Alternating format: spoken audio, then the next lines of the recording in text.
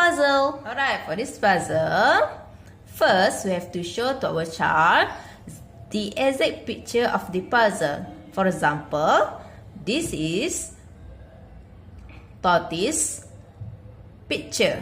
The puzzle of the picture of this puzzle is tortoise.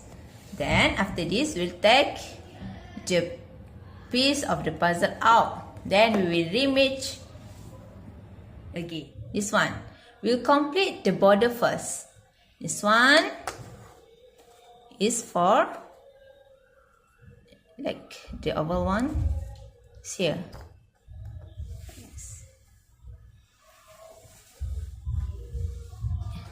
Is this not match?